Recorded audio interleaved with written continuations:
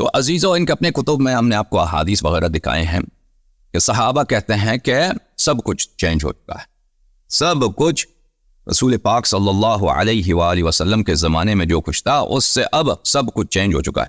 وہ روایات میں نے کچھ دن پہلے آپ کو دکھائے تھے، ابھی دوبارہ دکھانے میں کوئی حرج نہیں ہے، میں بہت معذرت چاہتا ہوں، مطلب میرے ذہن میں بھی آیا کہ آپ کو دکھاؤں۔ عزیزو یہ کتاب ہے بخاری،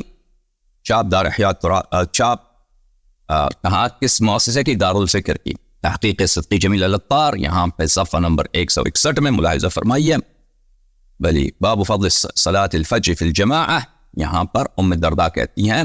کہ ابو درداء میرے پاس آئے، صحابی ہیں، ویمر ابن عامر ان کا نام ہے، وہ مغضب، وہ بڑے غصے میں تھے۔ میں نے کہا کہ کیوں غصے میں ہیں؟ فرمایا کہ واللہ ما اعرف من امت محمد صلی اللہ علیہ وآلہ وسلم شیئا الا انہم یصلون جمیعا، کہتے ہیں کہ مجھے رسول اللہ صلی اللہ علیہ وآلہ وسلم کے جو تعلیمات ہیں امت میں سب متغیر ہو چکے ہیں،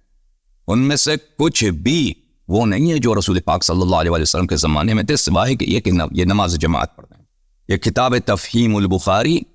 صحیح بخاری کی شرح اور ترجمہ، تالیف ہے مولوی ظہور الباری اعظمی فاضل دارالعلوم دیوبند، یہ جلد اول حصہ اول، چاپ کراچی، یہاں پر ملاحظہ فرمائی صفحہ نمبر 329 میں اسی حدیث کی شرح میں۔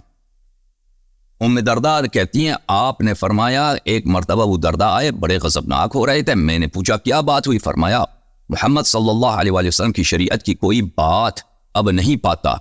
سوا اس کے کہ جماعت کے ساتھ یہ نماز پڑھتے ہیں، یعنی کیا ہے عزیزو؟ ابو درداء کہتے ہیں کہ شریعت رسول صلی اللہ علیہ وآلہ وسلم کی کوئی میں بات اس طرح نہیں پاتا جس انداز میں نبی صلی اللہ علیہ وآلہ وسلم جس طریقے سے ہوتا تھا، سوائے یہ کہ بس نماز جماعت ہوتی ہے، یعنی سب کچھ ان لوگوں نے چینج کیا ہے۔ ملاحظہ فرمائیے تیسیر الباری بشرح سقیم البخاری، تالیف علامہ وحید الزمان صاحب، چاپ نعمانی کتاب خانہ پاکستان،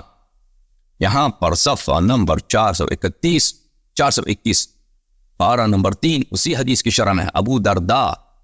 صحابی میرے پاس آئے، ام درداء کہتی وہ غصے میں تھے، میں نے پوچھا کیوں غصے میں ہو؟ کہا خدا کی قسم میں دیکھتا ہوں آن حضرت صلی اللہ علیہ وآلہ وسلم کی وقت کا کوئی کام باقی نہیں رہا، بس یہی رہ گیا کہ لوگ مل کر نماز پڑھتے ہیں، بس نماز جماعت رہ گئی، باقی سب چینج ہو چکا ہے۔ اور ابو درداء کون ہے عزیزو؟ ابو درداء وہ شخص ہے کہ صحابہ میں سے بلے اس کو نبی کریم صلی اللہ علیہ وآلہ وسلم کے زمانے میں انہوں نے قرآن سیکھا تھا، نبی کریم وہ قلیل صحابہ میں سے ہیں بلے جنہوں نے نبی کریم صلی اللہ علیہ وآلہ وسلم سے قرآن سیکھا تھا اور جنہوں نے کچھ قرآن کے کچھ صورتیں آیات وغیرہ جمع کی تھی۔ عزیزو یہ کتاب شرح ہے صحیح بخاری ابن بطال کی، جز نمبر 2، چاپ مکتبۃ الرشد فی الریاض، یہاں پر صفحہ نمبر 138 میں ملاحظہ فرمائیے حدیث کی شرح میں، وہی حدیث جو ہم آپ کو دکھا چکے ہیں، وہی حدیث ہے بھائی۔ ابو درداء کے یہ قصد یہ ہے من شریعت محمد شیئا لم يتغیر عما كان علیہ الا الصلاة فی الجماعہ، شریعت محمد صلی اللہ علیہ وآلہ وسلم کی کوئی چیز باقی نہیں رہی جو چینج نہ ہوئی ہو، جس کو لوگوں نے، حکام نے، علماء نے، اور علماء کون تھے؟ صحابہ، حاکمان وقت، خلفاء ثلاثہ، انہوں نے چینج نہیں کیا ہو مگر یہ کہ نماز جماعت، بلکہ صرف یہ ہے شکل رہ گئی کہ نماز جماعت ہوتی ہے، باقی سب وضو، اذان، نکاح، طلاق سب چینج کر دیا۔ شرح میں کہتے ہیں کہ ومراد ابی الدرداء، ابو درداء کا مقصد یہ ہے ان الاعمال المذکورین، مسلمان جو عمل بجا لاتے ہیں، حصل فی جمیعها النقص والتغییر، سب میں حاصل ہوا ہے کیا چیز؟ نقص اور تغییر،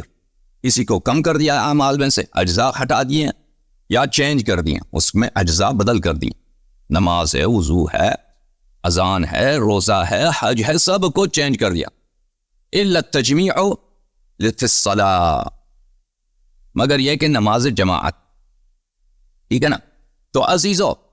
تو پتہ یہ چلا کہ اگر کوئی مسلمان کو اس بات کی فکر ہے کہ وہ صحیح شریعت محمدی صلی اللہ علیہ وآلہ وسلم کی اتباع کرے تو جب ان کے اپنے، یہ میں نے ایک گوشہ دکھایا، یہ اس کی طرح کے اعترافات بہت ہیں عزیزو، تو وہ چاہے نماز کا طریقہ ہو، وضو کا طریقہ ہو، غسل کا طریقہ ہو، عبادات کے طرق ہوں، روزہ ہو، کچھ بھی ہو، وہ جماعت عمریہ کے طرق پر، ان کے روایات پر کوئی بھروسہ نہیں ہے، کیونکہ وہ خود اعتراف کر چکے ہیں کہ یہ سب کچھ چینج ہو چکا ہے۔ اور میں نے یہ مختصر بیان کیا آپ کی خدمت میں چاہوں تو میں نہیں چاہتا کہ میں اسی موضوع پہ فوکس کروں کہ ان کے اعترافات دکھاؤں۔ میں آتا ہوں نماز کی طرف۔ عزیزوں، ان میں سے نماز میں انہوں نے جو چینجز کی ہیں، اور امیر المؤمنین علیہ الصلاۃ والسلام کے احادیث یہ تصریح ہے اس میں کہ خلفاء جو چینج لاتے تھے احکام اسلام میں، اس طرح نہیں تھا کہ وہ جہالت کی وجہ سے ان کو پتہ نہیں ہوتا تھا کہ بھئی ہم یہ نماز کا طریقہ کچھ اور سکھا دیں لوگوں کو۔ بعض دفعہ پتہ ہوتا تھا یا پتہ نہیں ہوتا تھا تو پتہ کر سکتے تھے، لیکن نہیں، دشمنی کی وجہ سے، حسادت کی وجہ سے نبی کریم صلی اللہ علیہ وآلہ وسلم کے دل میں، ان کے دل میں جو بغض تھا کہ نبی صلی اللہ علیہ وآلہ وسلم نے کبھی ان کی عزت نہیں کی۔ نبی کریم صلی اللہ علیہ وآلہ وسلم ہمیشہ اہل بیت علیہم الصلاۃ والسلام کو متقدم رکھا۔ نبی کریم صلی اللہ علیہ وآلہ وسلم ہمیشہ اپنے نفس نفیس، اپنے برادر بروح برابر امیر المؤمنین علیہ الصلاۃ والسلام کی غایت مدح کرتے تھے، تعریف کرتے تھے، آیات ان کے شان میں، سورہ ان کے شان میں پڑھتے تھے، خطبے ان کے فضائل میں پڑھتے تھے، اور ہمارے ہمیشہ تحقیر۔ کبھی ہمیں اسامہ ابن زید کے ایک 15 سال کے کالا غلام اس کا نوکر بنا دیا، کبھی ہمیں وہ اتنے مضبوط یہودیوں کے جنگ میں بھیج دیا، ہمیں وہاں سے بھاگنا پڑا، ٹھیک ہے نا، اور کبھی ہمارے مشورے قبول نہیں کی، بارہا ہماری شان میں اتنے سخت آیات قرآن میں نازل کرا دی، تو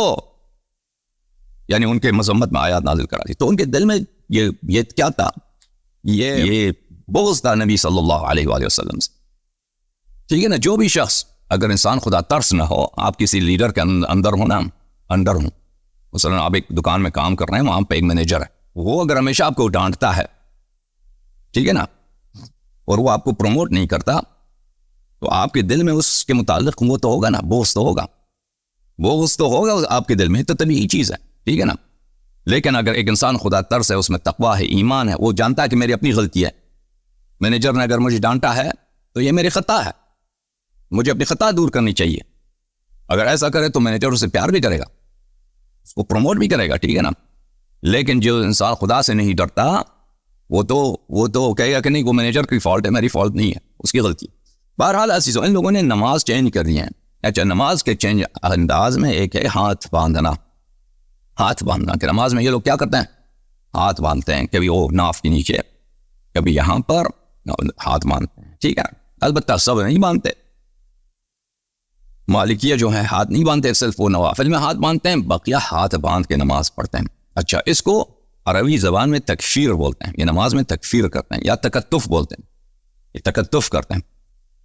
ایک ہاتھ کو دوسرے ہاتھ پہ رکھتے ہیں۔ حالانکہ ان کے پاس اس کی کوئی سنت نہیں ہے، اس کے باوجود یہ کرتے ہیں۔ ان کے پاس جو صحیح سنت ہے اس میں اس طرح کی کوئی حکم نہیں ہے کہ آپ ہاتھ باندھ کے نماز پڑھیے،